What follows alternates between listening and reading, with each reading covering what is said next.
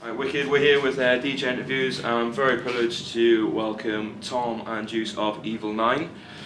Now guys, how did you enjoy tonight? Have a good night. Really, really good, yeah, amazing, yeah, proper wicked hype. What do you think, Juice? I think it was rather excellent. no, it's wicked, man. Definitely. Now, you originally started Evil 9 with Pat, am I right? And you guys met up about 1998. We did, yes. How did that come around, the two meeting up? It was just kind of haphazard meeting, really. Just I was travelling around the world and I came back to Brighton and I wanted to make tunes, and Pat just moved from Bournemouth to Brighton, and he was like friends with friends, and he came and saw me DJ one night, and then his girlfriend now, who's a friend of mine, said, "You should make some tracks with Tom." And so we went, yeah, cool. So we made a track and it went really good, and then we made another track, and then just kind of carried on making tracks, and we still carried on making tracks basically. We never thought, oh, we'll be in a band or anything. We just made tunes and it went really good. So how did the band all come about? What, the band with Yeah, with everyone. Well, because we just finished doing our second album, and this time we really wanted to do a proper live show, you know, and so we just thought we'd get a live drummer in and then recruit Juice back into the fold, kind of like, because Juice has been collaborating with us for a long time now, and we just wanted to get our mates around us so we get a proper good vibe. I hate the word vibe, but you know, it's a good word. It's a good, yeah. It's just it encapsulates what I'm trying to say. It's just been overused. Yeah. Since the problem. And so yeah, we just got them on board, and it was just as simple as that, really. A few rehearsals and bang, we're So here. Juice, how did you meet up with these guys? Like, I was at Adam's house one time. I was at Adam's yard, Adam Freeland, and I can't remember why I was there. I think you just done some Pink and gigs Toe, and hadn't you? some- And stuff, yeah. and Don't know, I was just Or you was hanging hanging out. out, I or- was just yeah, but you know, sometimes hang out at Adam's for whatever reason. And Adam was literally on the phone like, that sounds like a good beat. Juice, what do you think of this? Passed it to me. I think me and Toast. Yeah, I think we had Toast. Yeah, me and Toast were there. It's like, so we just thought like, that's a heavy beat, man. We just like freestyling to it on the phone. and the phone, and then Adam's like, hey, that sounds pretty good. What do you guys think of that? And then they were like, yeah, that sounds really good. It's like, can you come down tomorrow actually and do something like that? What you just did? It's like, yeah.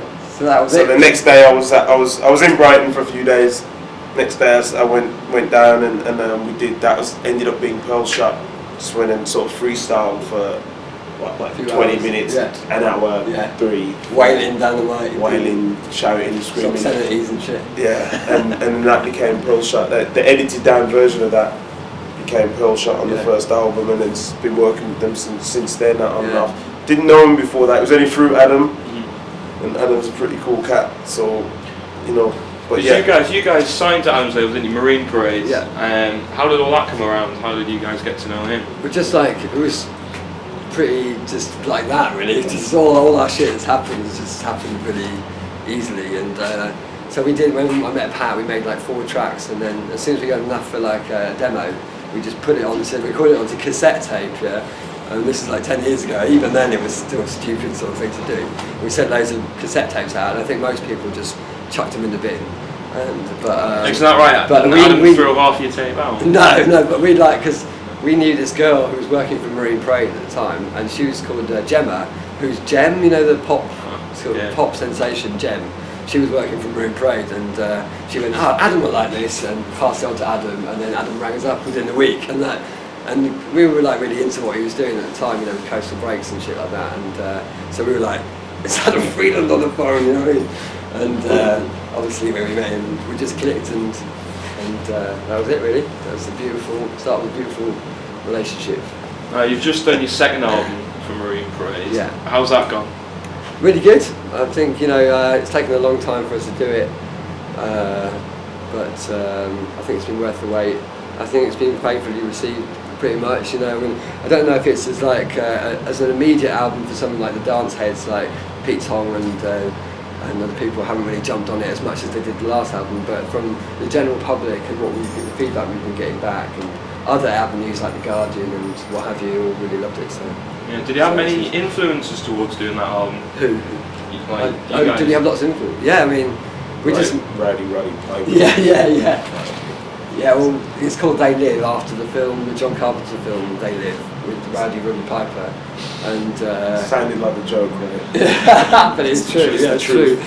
And yeah, we've just been listening to like loads of old horror movie soundtracks and sci-fi soundtracks like John Carpenter and a guy called Fabio Frizzi, who's this Italian composer, did these zombie film soundtracks, and just we like that kind of moody, sort of weird string, crazy analog sort of sounds. So yeah, I mean we like everything basically. So we like a big, I don't know, what do you call it? Sponge? Yeah, sponge, that's the word, yeah. We're like a sponge, taking in all these influences and spewing out like Evil 9 bastardised versions of it all, Now when you guys started, you were kind of like, you were renowned or classical, what I would say is like breaks. You guys were heavily into breaks and stuff. Now like your sounds, what I would say like evolving maybe, I don't know if that's the right thing to say, but you seem to be heading more down towards an electro-y route. Right. Now is that an individual thing to Evil 9 or is that something how you see the break scene going? I mean, because we never, obviously we always went on about how we're not really breaks and what have you, but it's just fans here. Yeah, but I mean, if people want to see us as breaks, then that's cool. But we've always just seen ourselves as like an act, like, I mean, obviously thinking people like Chemical Brothers and what have you, who are like, and Daft Punk or whoever, they're always seen as just this entity, you know what I mean, who are they, them, so they can be whatever they want. And I mean, we love all the electro stuff, but we wouldn't say we're electro, just as we wouldn't say we're like breaks, you know what I mean? So we're just our own thing, really, kind of thing. But yeah, it's got a bit more of an electro-y sound, I think, this time. Okay. So have you guys got anything lined up, any new projects? Well, we got All the Cash single coming out soon with some good remixes, Glitch Mob and Alex Metric remixing, and then I think that's coming out now. And then we've got Icicles with Seraphim, this guy from Brooklyn who sings on that, and that's got some Adam Freeland remix and some other crazy people. That's good because he's people with my yeah. He's people with my people. He's people Mike with your Ladd people. and all them. Yeah. So he's down Well, with Seraphim. Yeah. I don't know him, but but yeah, he's down with that. If you know Mike Ladd, check him out. Like check him out. So yeah, just lots of new shit coming on, loads of gigs, lots more touring America and shit like that next year, and we're going to do a new EP in the new year and stuff, a bit more clubby, sort of dance floor orientated, just lots of shit basically. Going to get really busy next year and probably push it. So because it's the credit crunch, you know what I mean. You got to step up your game. Yeah. Right, guys, I tell you, it's been an absolute pleasure having you, and really hope to see you again soon. It's a wicked Best gig. of luck. It's a wicked gig, man.